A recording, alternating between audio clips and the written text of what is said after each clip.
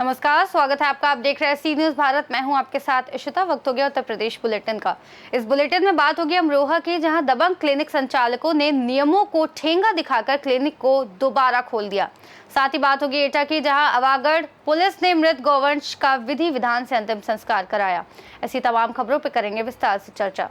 खबर अमरोहा से है, जहां सीएचसी प्रभारी रहरा डॉक्टर शशांक चौधरी ने गांव सिमथला में झोला छाप के द्वारा ड्रिप लगाकर मरीजों की जान से खिलवाड़ कर रहे हैं, जिसका वीडियो वायरल होने के बाद क्षेत्र के गांव पहुंचकर 3 झोला छापों की क्लिनिक पर ताला लगाया गया था तथा बीजनपुर में मुख्यमंत्री पोर्टल पर शिकायत के बाद लैब पर कार्यवाही की गई थी।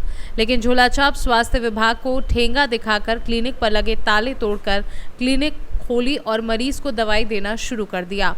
स्वास्थ्य विभाग के द्वारा ताला लगाने के बाद खुली क्लिनिकों का वीडियो व फोटो बनाकर ग्रामीणों ने सोशल मीडिया पर वायरल कर दिया है।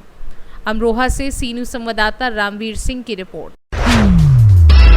खबर एटा से है, जहां मैक्स वाहन द्वारा टक्कर लगने से गंभीर रूप से घायल हुई गाय की मृत्यु होने की जानकारी प्राप्त हुई तो थानाध्यक्ष अखिलेश दीक्षित ने मौके पर जेसीबी मशीन की मदद से पुलिस बल की मौजूदगी में अंतिम संस्कार कराया। बता दें कि 2 दिन पूर्व भी मृत गौवंश का पुलिस द्वारा विधि विधान के साथ अंतिम संस्कार किए जाने को थानाध्यक्ष अखिलेश दीक्षित व अवागढ़ पुलिस की क्षेत्रीय जनता द्वारा जमकर तारीफ की थी। इस दौरान कांस्टेबल राम तेज सिंह सहित अन्य पुलिसकर्मी व क्षेत्रीय लोग मौजूद थे।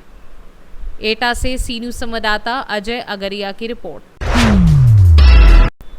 खबर शाहजहांपुर से है। थाना रामचंद्र मिशन क्षेत्र अंतर्गत एक पीड़ित द्वारा थाना प्रभारी निरीक्षक रामचंद्र मिशन को लिखित प्रार्थना पत्र देकर बताया कि मुस्लिम रीति रिवाज के अनुसार पीड़िता के माता पिता द्वारा 6 लाख रुपए का उपहार दान दहेज देकर आमिर पुत्र सब्बन के साथ विवाह संपन्न हुआ था।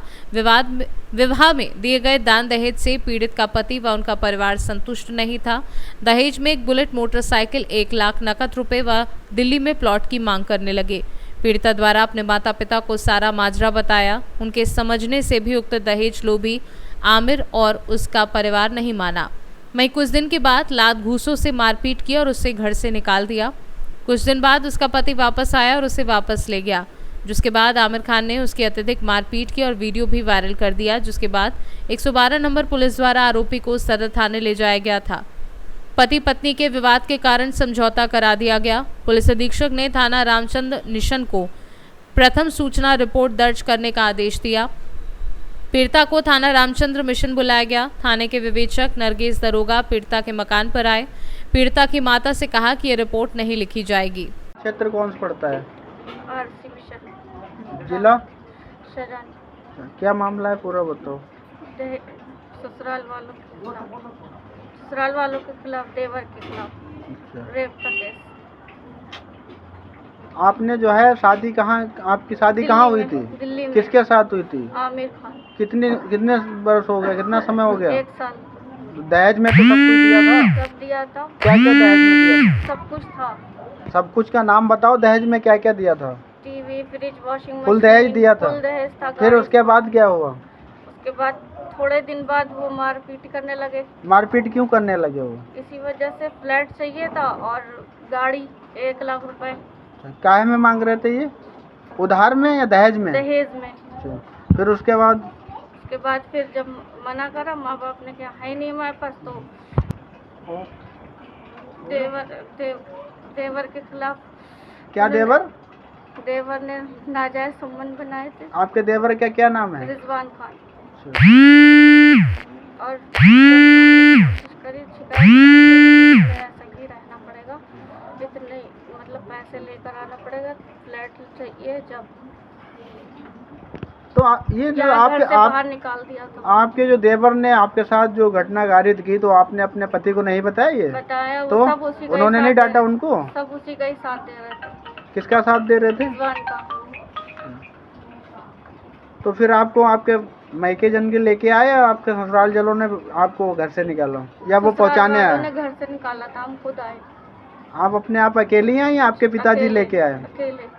तो ये प्रार्थना पत्र आपने थाना जो है रामचंद्र मिशन पड़ता है, यहाँ पे थाने पर प्रार्थना पत्र दिया है, तो उन्होंने क्या आश्वासन दिया आपको? वो बोले ये रिपोर्ट नहीं लिखी जाएगी, दहेज की लिखी जाएगी। शाहजहांपुर से सी न्यूज संवाददाता फसाद खान की रिपोर्ट।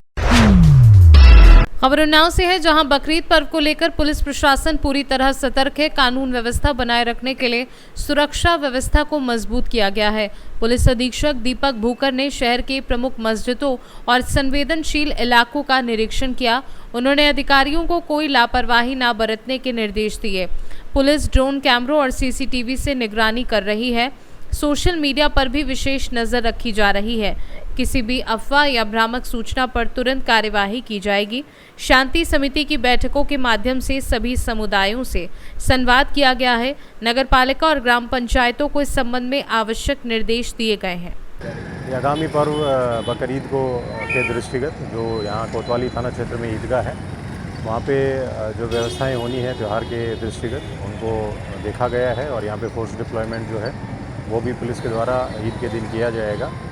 और जो फोर्स है उसके साथ यहाँ पे फ्लैग मार्च भी किया गया है। सभी थाना क्षेत्र में जहाँ जहाँ पे नमाज़ पढ़ी जानी है उस पर भी पुलिस डिप्लॉयमेंट जो है वो किया जा रहा है। और जो कुर्बानी के स्थल हैं वो भी चिन्हित कर लिए गए हैं, जो कि परंपरागत रूप से जहाँ पे कुर्बानी होती है उसमें पूरी जो पुलिस व्यवस्थापन है मजिस्ट्रेट के साथ वो भी इसमें किया जा रहा है।